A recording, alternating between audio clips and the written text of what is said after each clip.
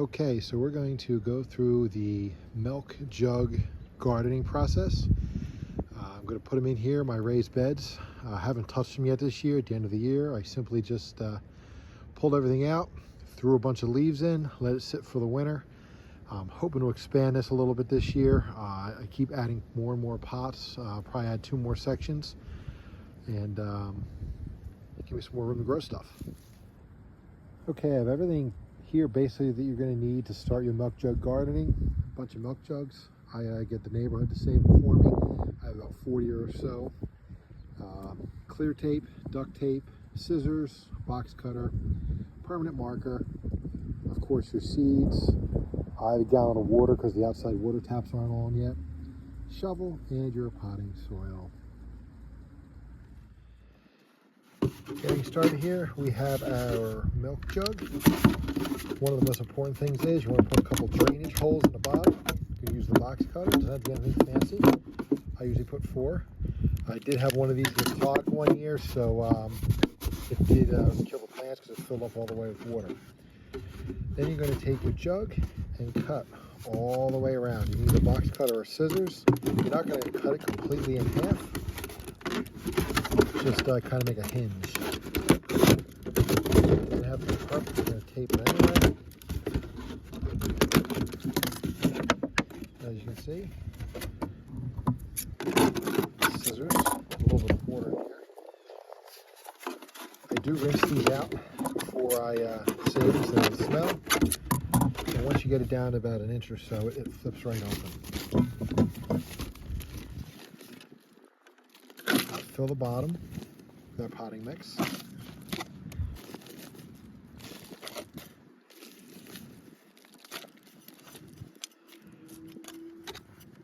And I generally put in a gallon container 5 plants, just like on a dice. 1, 2, 3, 4, and 1 in the middle. I'm going to start with some purple coneflowers. And it is early March here in New Jersey. I'm about a week or 2 behind doing this, but whether or not you get snow, it doesn't really affect this process. Plant just like you would plant in the ground. Bury them a little bit, use your finger. You could do more than 5 if you wanted, but you'll find that when you pull these out in a few weeks, the roots like to get together, so you don't like kind of group together. You don't want to put too many and then kill the plant trying to get them out of here and into the soil. Okay, then we use the duct tape to tape it shut.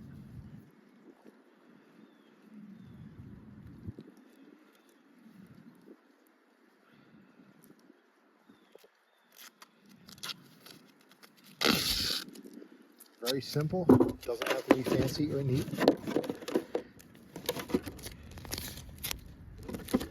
Then tape around and seal it shut. If you mess up, just throw another piece right on top.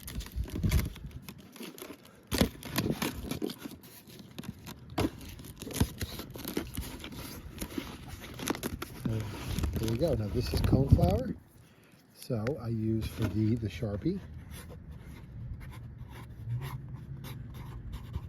I write right on the container, coneflower, and the clear tape is to put over the words. If you have so few plants that you can tell them apart, like you're only doing one variety of tomato or just basil, and you don't need to know exactly what it is. But I plan on doing a good 40 or so of these this year, and some of them, especially the varieties of tomatoes and peppers, look very similar. So the lid gets discarded. We water it, not real picky how much. Simple enough. You walk over to wherever you're going to put it, somewhere with some nice light. I put them right back in my raised flower bed, and they line up, and the little edges of the wood helps hold them if it gets windy. And that's pretty much it. In a few weeks, once spring hits, you can plant them. You generally do not have to water them again. My biggest word of caution is that once you get that one hot summer day or spring day, you're going to either need to water them or open them up, because these are little greenhouses, so if it snows, it'll be just fine here.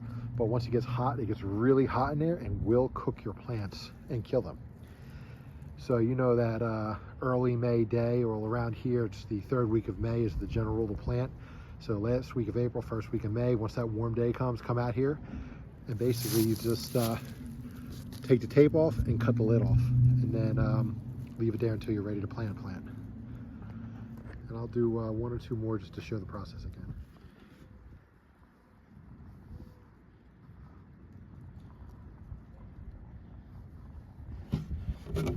Okay, we're going to do milk jug number 2, just to show it again. Drainage holes in the bottom. I just do a couple slits. If you have an ice pick and you want to cut a hole in it, that works too. Scissors seem to work better last time. Try a little safer too.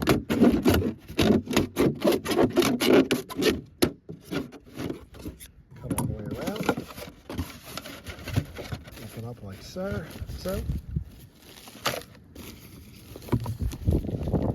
I use new potting soil every year. It helps add some stuff back to my raised beds too. I don't do much to the raised beds. At the end of the year, I leave some leaves in there. I add some plant food at the beginning of the year and just let it go from there. I've had pretty good luck. My biggest issue is deer, believe it or not. I'm going to do some more coneflower since they're open.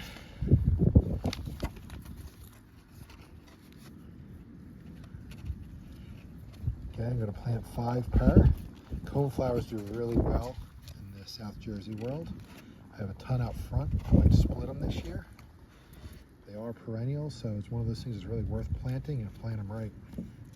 They like the sun and they don't need a whole lot of water.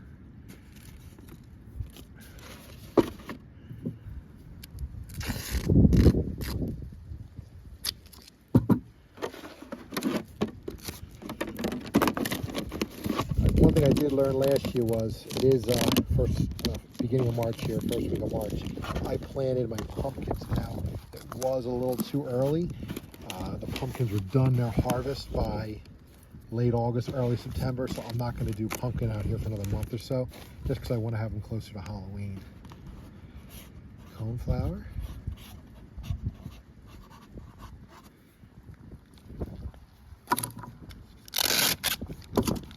Clear tape over my writing. It is quite windy here, and again we're going to discard the cap, and that's it. Remember, you don't have to check on these often. If you want to peek at them every week or so, make sure there's a little bit of water in there. Just the way the whole environment works inside here, this initial watering is pretty good to keep it going. Okay, I opened up half of my milk jugs. Decent size for the amount of time they've been in the ground. I'm in South Jersey, and the weather's been a little wild this year, so I think it stunted them a little bit. But this is about on par with what you'd expect for the plants. All but 2 jugs germinated. 1 lavender and 1 of the tomatoes, nothing germinated. The seeds I got from the library were noticeably lower germination rate. I mean, some of these peppers I got from, free seeds. I got 1 plant out of 5.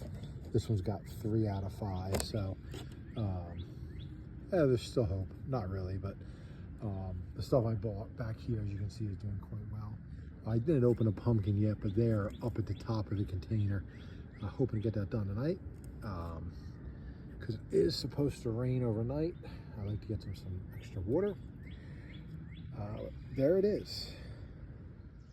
Okay, so I opened up the last of the milk jugs. This side is carrots, some lavender seed, which I harvested myself last year, all the different pumpkins, and cantaloupe.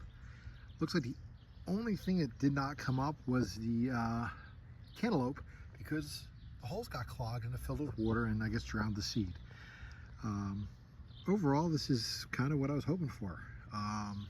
I started these about 2 weeks later than these, because as you see how quick the pumpkin grows, and I don't want to harvest too early. For some reason, squash does exceptionally well in my yard. Last year I harvested several hundred gourds. So I am scaling back the gourds this year. I'm going to increase the pumpkins a little bit.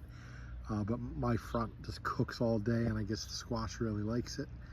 So there you have it. We got what, jack-o'-lantern pumpkins, Cinderella pumpkins, white pumpkins, another variety of giant pumpkin, and I think that's it for squash right now. Yeah, I may do some more later. Not a whole lot of room for it. I guess next step is cleaning up all the flower beds. I'm planning on expanding them by all the dirt, and get all the debris out that accumulated over the winter. And I'll probably get these in the ground next 2 to 3 weeks. Not a killer rush at this point. Carrots might need to go in sooner, and the squash, but other than that, I got some time. So some of these plants may seem really small. They are a little smaller than last year. New Jersey, the weather's been very crazy the last few weeks. It's 90 today at the end of April. We had a frost warning as soon as last week. So I think it stunted their growth a little bit. But last year, they were only a little bit bigger than this. And when I planted them, they were a quarter the size of the ones I bought at the greenhouse. And in the end, they still grew to be over 6 feet tall and produced more than the other ones. So I think there's something to be said by starting them and not having to transport them.